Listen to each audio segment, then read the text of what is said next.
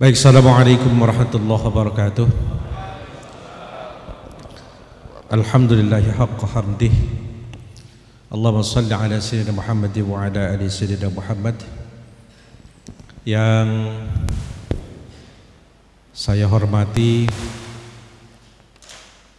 para narasumber yang hadir dari Mabes Polri, dari akademisi, dari MUI dan dari Khilafatul Muslimin.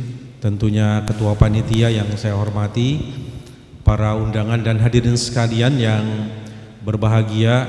Alhamdulillah, kita bersyukur kepada Allah Subhanahu wa taala. Hari ini saya bisa bersilaturahmi dengan dalam satu forum dialog atau diskusi anak negeri tentang beberapa hal yang barangkali mungkin tentu menjadi catatan bagi kita sekalian. Kita berbicara tentang peran dan kontribusi umat Islam di dalam membangun negeri. Sesungguhnya kita berbicara tentang sebuah masa yang begitu panjang, begitu panjang. Jadi membangun negeri itu suatu pergerakan umat Islam itu sejak, mungkin kalau bicara tentang sejarah itu kita bicara di abad 16, 17, 18 sampai abad 20 gitu ya. Itu pergerakan sampai di titik kemerdekaan. Nah, kalau kita bicara tentang kontribusi umat Islam itu sebenarnya kita menengok ke belakang yang saya katakan tadi, mulai dari abad 16 dan seterusnya, kerajaan-kerajaan Islam dan seterusnya. Itu tidak akan bisa dibantah karena itu adalah fakta sejarah. Dan kalau kita bicara hari ini tentang sejarah, maka sesungguhnya saya ingin melihat itu sebagai sebuah peristiwa, tidak dalam sebuah konteks keilmuan. Artinya bahwa itu menjadi sebuah pembenaran bahwa sesungguhnya kita tidak bisa membantahnya lagi. Sehingga kemudian ada istilah, kalau dulu ada istilah jas merah gitu ya, jas merah itu jangan sekali-kali kita melupakan sejarah, ya betul. Tapi ada istilah juga jas hijau gitu ya. Jas hijau itu artinya jangan sekali-kali menghilangkan jasa ulama, itu namanya jas hijau gitu ya, jas hijau. Itu sebuah ungkapan yang menggambarkan betapa kemudian peran dan kontribusi umat Islam di dalam membangun negeri itu signifikan. Itu tidak bisa disangkal. Bapak dan saudara-saudara sekalian, saya ingin melihat satu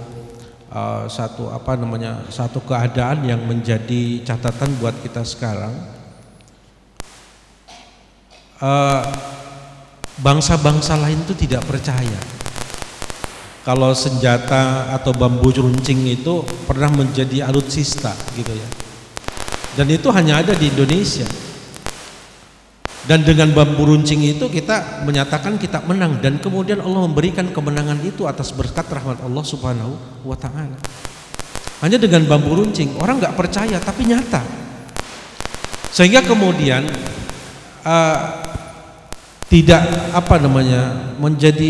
menjadi betul bahwa sesungguhnya memang di dunia ini tidak terlalu banyak bangsa yang disebut dengan bangsa pejuang. Salah satu di antaranya Indonesia. Kita adalah bangsa yang disebut dengan bangsa pejuang. Bayangkan 350 tahun kita berjuang ya, dengan penuh kesabaran seperti itu, dengan rentang waktu yang sangat panjang, di mana-mana ada jejak darah, di mana-mana kemudian ada jejak kepedihan dan seterusnya, tetapi kemudian kita mengakui itu sebagai rahmat Allah Subhanahu wa taala. Allah berikan kepada kita sebuah kemenangan dalam puncak perjuangan itu, kemerdekaan. Nah, saya ingin melihat satu hal dalam hal ini, kontribusi ulama apa yang paling besar di dalam membangun negeri, mulai dari dulu, hari ini dan kemudian ke depan. Sesungguhnya apa? Bapak dan saudara-saudara sekalian, dalam catatan saya begini, keunggulan umat Islam itu bisa kita lihat dari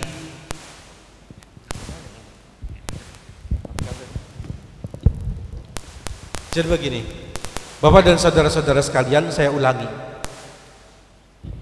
Kenapa kita disebut sebagai bangsa pejuang yang kemudian mayoritas itu adalah umat Islam? Padahal kita tidak punya senjata, tetapi semua para warga pada waktu itu, termasuk para ulama, para santri, para kiai dan seterusnya, mereka berjuang. Mereka punya modal, mereka punya kekuatan, dan kita ingin memahami itu sebagai sebuah aset umat Islam yang tidak terbantahkan. Apa? Tauhid.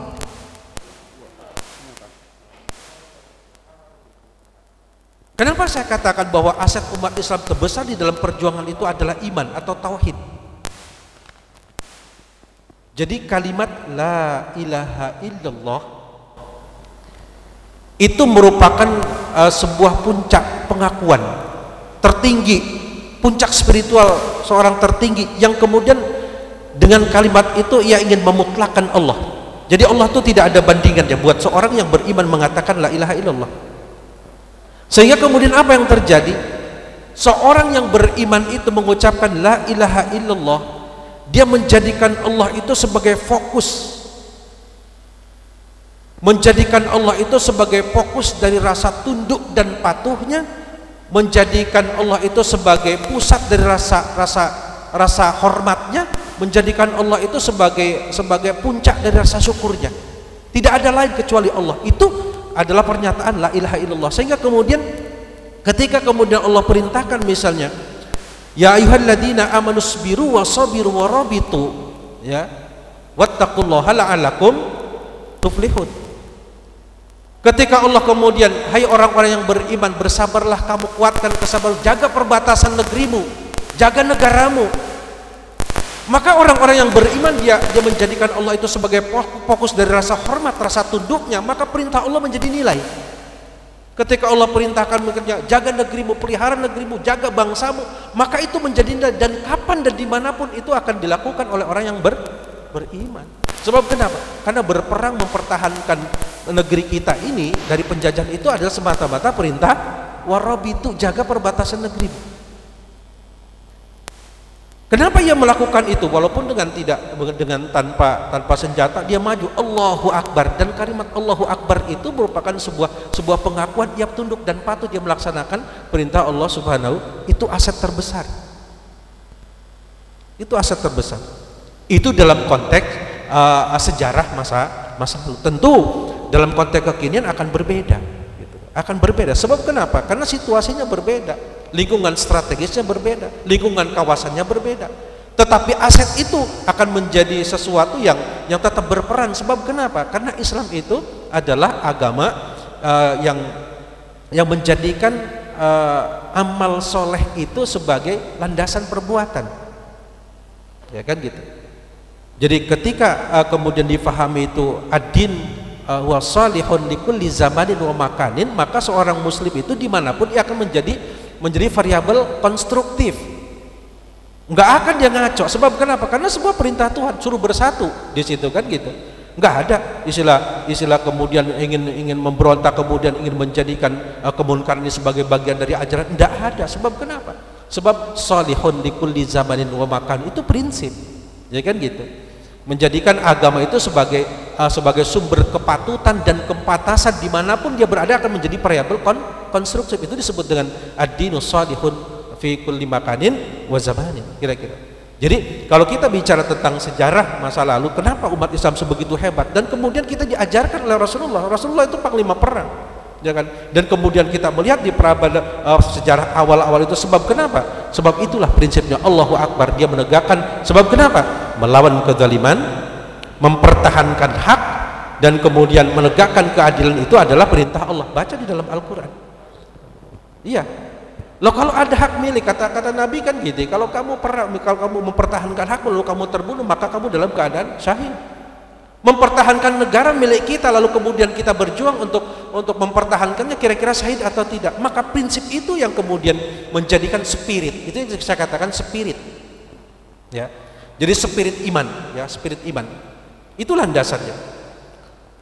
Kemudian yang kedua, selain spirit iman, maka kemudian kita diajarkan oleh para pendiri bangsa kita ada yang disebut dengan spirit ideologi. Spirit ideologi. Dulu kita mau merdeka, Bapak dan saudara-saudara sekalian, itu berdasarkan sebuah kesadaran, keinsapan. Dan itu datang bukan hanya dari umat Islam, tapi seluruh komponen negeri. Dan itu tidak lintas batas, tidak hanya melihat umat Islam saja, tetapi juga yang lainnya. Semua berjuang. Sebab kenapa? Ada keinsapan dan kemudian ada kesadaran diri bahwa kita merdeka, sama-sama kita berjuang. Kontribusinya sebenarnya bukan cuma umat Islam, tetapi juga ada kontribusi lain. Maka dalam komitmen ini, dalam komitmen berbangsa dan bernegara, bahwa kita menciptakan negara ini dengan secara bersama, dan di situ semua punya andil. Ya, kalau kita mengatakan bahwa di situ ada peran terbesar, karena memang kita mayoritas umat Islam.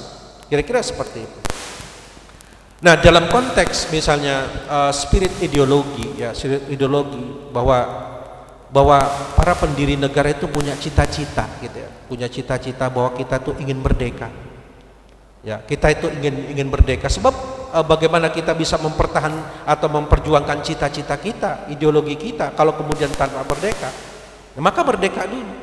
Kita berdaulat, baru kemudian kita kemudian merdeka, berdaulat, baru kita menciptakan keadilan, lalu kita menciptakan kemakmuran. Itu cita-cita bangsa kita, ya, cita-cita para pendahulu kita.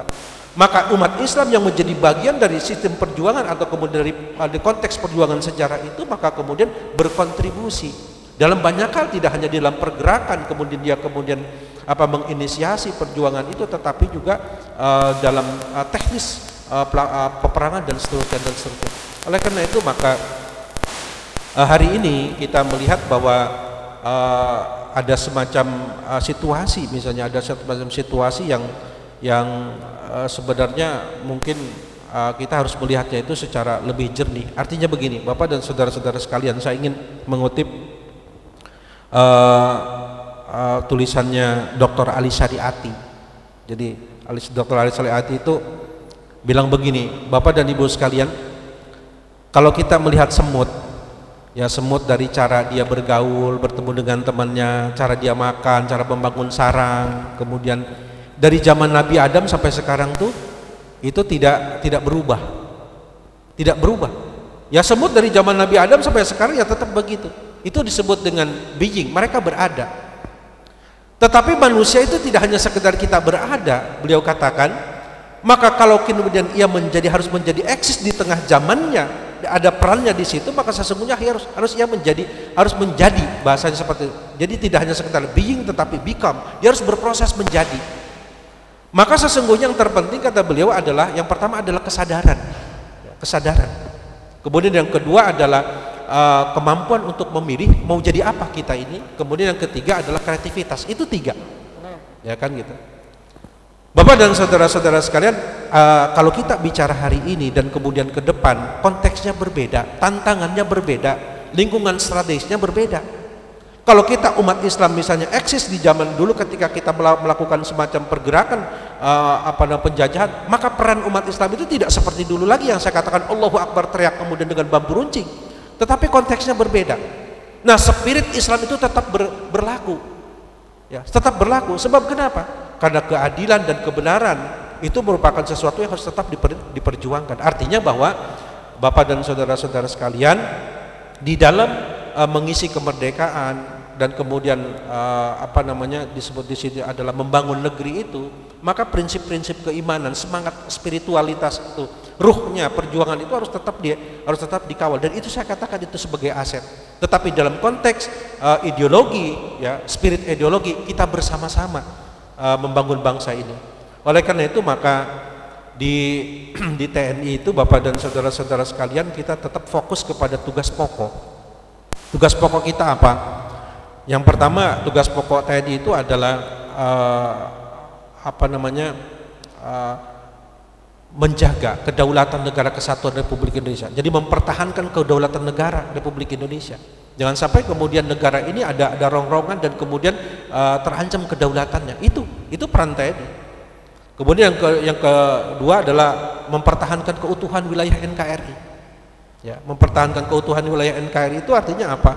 Jangan sampai Indonesia itu kemudian sekarang atau kemudian masa depan itu menjadi terpecah. Bapak dan saudara-saudara sekalian, kita mungkin bisa belajar dari Uni Soviet misalnya, atau kemudian kita bisa juga belajar dari Yugoslavia misalnya.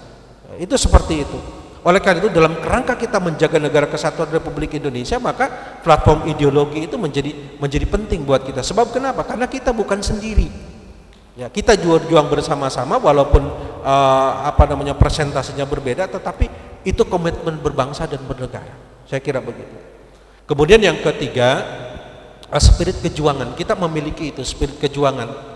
Ya, kalau hari ini mungkin kita melihat ada sesuatu yang belum sesuai dengan harapan kita, saya kira kita kembali kepada nilai-nilai kejuangan 45.